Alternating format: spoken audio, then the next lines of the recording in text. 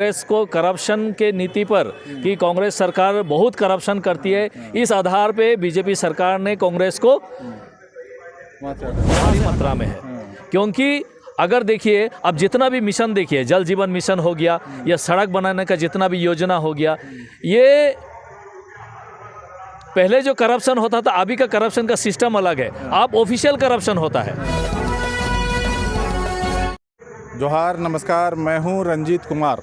अभी मेरे साथ एक ऐसे शख्स हैं जो आदिवासी समाज से आते हैं और सदियों पहले इनके पूर्वज आसाम चले गए थे। जैसा कि चुनाव का समय है और बीजेपी के जो नेता हैं और असम के मुख्यमंत्री हेमंत बिस्वा शर्मा लगातार चुनावी कैंपेन झारखंड में कर रहे हैं और आदिवासियों की भलाई के लिए तरह तरह की बातें झारखंड में तो कर रहे हैं, लेकिन आसाम में उन्होंने, अपने राज्य में उन्होंने आदिवासियों के लिए कितना काम किया है, इनसे जानते हैं कि क्या आसाम में आदिवासियों की स्थिति है। आप पहले बताइए कि कैसे आप लोग वहाँ चले गए, आपके पूर्वज किन परिस्थितियों में, और अभी जो है वर्तमान जो हेमंत बिस्वा शर्मा लगातार आके हर रोड में बता रहे हैं कि झारखंड में जो आदिवासियों का कल्याण जो है बीजेपी पार्टी कर सकती है, दूसरे लोग नहीं करेंगे।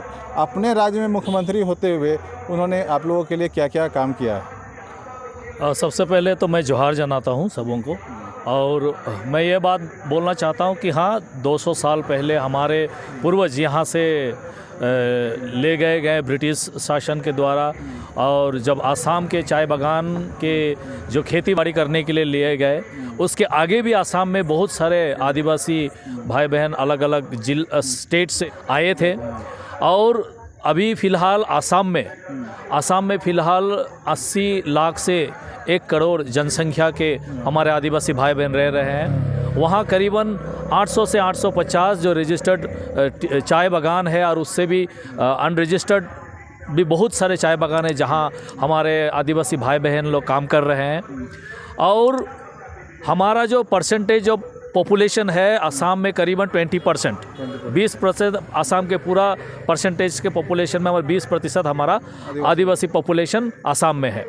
अब ये जो चाय बागान है, ये चाय बागान के जितना भी आप अगर पूरा भारत में अगर देखेंगे तो पूरा भारत में आसाम चाय बागान के लिए जाना जाता है, और आसाम के चाय पूरा विश्व में जाना जाता है। तो पूरा विश्व के लोग आसाम के चाय के लिए तरसते हैं। और यही जो एक चाय के लिए जो महान आसाम को जाना जाता है, जानकारी होता है आसाम को, तो ये आसाम में ये कौन लोग हैं जो ये चाय का उत्पादन करते हैं? यही जो मुंडा, औरंग, सांथाल, होल, भील जो आदिवासी लोग जो इसका उत्पादन करते हैं। और लेकिन इनका जो परिस्थिति आप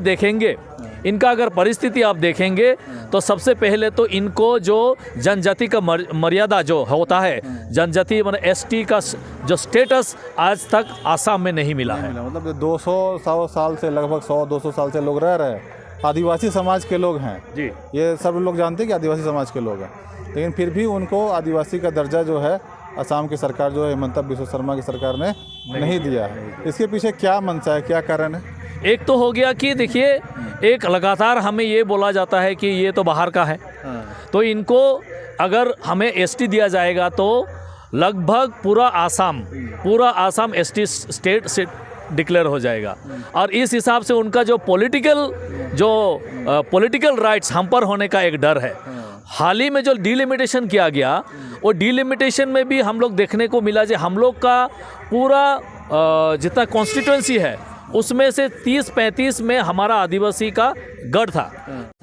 लेकिन ये डिलिमिटेशन करके उसको भी 12 से 13 कॉन्स्टिट्यूएंसी में ही हमारा आदिवासी का गढ़ अभी बना के रखा है।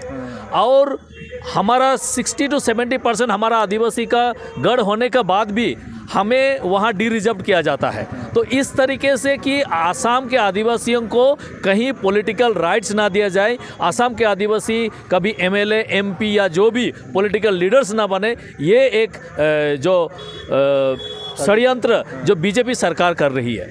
और हमारे यहाँ जो काम करते हैं लोग, जो बागान में काम करते हैं, हमारे माँ बाप जो बागान में काम करते हैं, उनका जो डेली का जो न्यूनतम वेतन है केवल 250 रुपये। आप सोच भी नहीं सकते कि 250 रुपया में वो अपना बच्चों को पढ़ाए, 250 रुपया में अपना जो स्वास्थ्य के लिए सोचे, 250 रुपया में अच्छा खाना खाएं, 250 रुपया में और जो भी डेवलपमेंटल काम करे, लोग ये सोच नहीं सकते। तो इस तरीके से जो पीड़ित जो मतलब हमारे आदिवासी के जितना भी भाई बहन टी गार्डन के अन्य अन्य सुविधाएं भी हमें नहीं मिलती है। जिस प्रकार आपके तो बातों से लग रहा है कि जो वर्तमान में जो असम के मुख्यमंत्री हैं, आदिवासियों को किसी प्रकार की सुविधा या राइट्स जो है वो अपने राज्य में नहीं देना चाहते हैं। लेकिन झारखंड में आकर जिस तरह की बातें, बड़ी बड़ी बातें उनके द्वारा की जा रही है, सोशल मीडिया या मीडिया के द्वारा आपको भी जानकारी मिल रही होगी, ऐसा लगता है कि उन्होंने अपने राज्य में कायाकल्प कर दिया है। इसको किस प्रकार आप देखते हैं? देखिए, आसाम के मुख्यमंत्री जी आके झारखंड में बहुत बड़ी बड़ी बात किए गए होंगे, लेकिन हम बोलते हैं कि हम पहले हमारा जो आदिवासी जो आसाम में है तो उनका कल्याण करो। पहले तो आप अपना देश के वासी के लोगों को कल्याण करो, फिर जाके आप अपना दूसरे देश के लोगों को कल्याण कर पाओगे।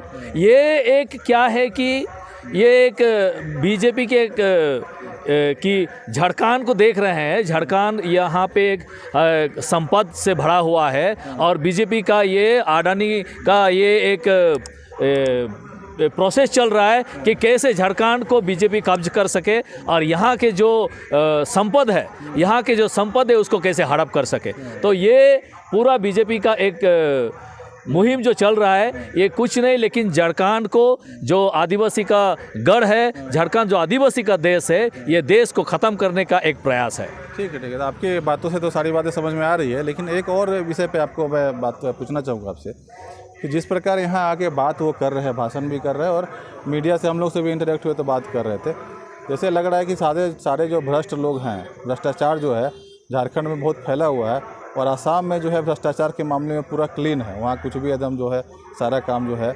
मुख्यमंत्री जो है या उसके पदाधिकारी है और अन्य नेतागण सारा काम बहुत ईमानदारी से करते। करप्शन की क्या स्थिति है वहाँ का? देखिए, करप्शन का बात अगर बोला जाए, हालांकि बीजेपी सरकार ने कांग्रेस को करप्शन के नीति पर कि कांग्रेस सरकार बहुत करप्शन करती है, इस आधार पे बीजेपी सरकार ने कांग्रेस को वहाँ से हटाया।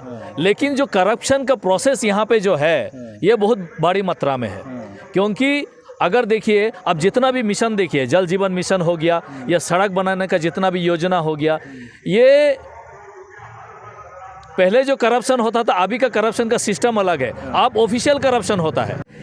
जो सड़क 100 रुपये में बन सकता है, वो सड़क का योजना पूरा उसका बजट उसका निर्धारित किया जाए 1000 रुपये में। तो करप्शन कहाँ है देखिए।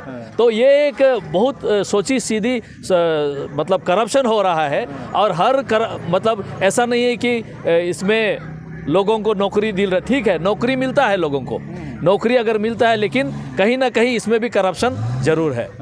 ठीक है, बात करने के लिए बहुत बहुत धन्यवाद। तो ये आदिवासी समाज के हमारे भाई थे जो आसाम से अभी झारखंड पहुंचे हैं, इनसे हमारी मुलाकात हुई है। सीधे इनसे हम लोगों ने इनसे बात करने का प्रयास किया और जानने का प्रयास किया कि हिमंता बिस्वा शर्मा जो आसाम के मुख्यमंत्री है, झारखंड में आके जो इतनी बड़ी बड़ी बातें कर रहे हैं, वास्तव में उन्होंने आसाम में आदिवासी समाज के लिए कितना काम किया है या अपने राज्य के लिए उन्होंने कितना काम किया है।